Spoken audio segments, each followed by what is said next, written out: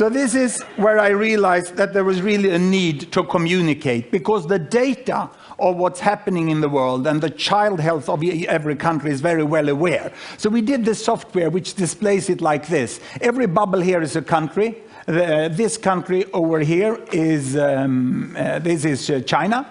This is India. The size of the bubble is the population. And on this axis here, I put fertility rate. Because my students, what they said when they looked upon the world, and I asked them, what do you really think about the world? Well, I first discovered that the textbook was Tintin mainly. And they said the world is still we and them. And we is Western world, and them is third world. And what do you mean with Western world? I said, well, that's long life in small family, and third world is short life in large family. So this is what I could display here.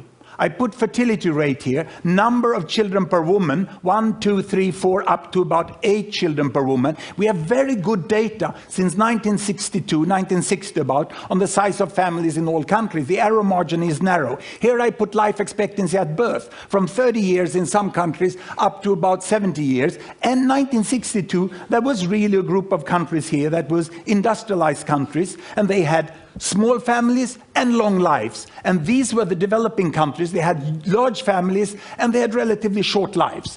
Now, what has happened since 1962? We want to see the change. Are the students right? It's still 2 types of countries? Or have these developing countries got smaller families and they live here? Or have they got longer lives and live up there? Let's see. We start the world. And this is all UN statistic that has been available. Here we go. Can you see there? It's China. They're moving against better health. They're improving there. All the green Latin American countries, they are moving towards smaller families. The yellow ones here are the Arabic countries, and they get larger families, but longer lives, but not larger families. The Africans are the green down here. They still remain here. This is India. Indonesia is moving on pretty fast. And in the 80s here, you have Bangladesh still among the African countries there. But now Bangladesh, it's a miracle that happens in the 80s. The imams start to promote family planning, and they move up into that corner. And in 90s, we have the terrible HIV epidemic that takes down the life expectancy of the African countries, and all the rest of the world moves up into the corner where we have long lives and small family, and we have a completely new world.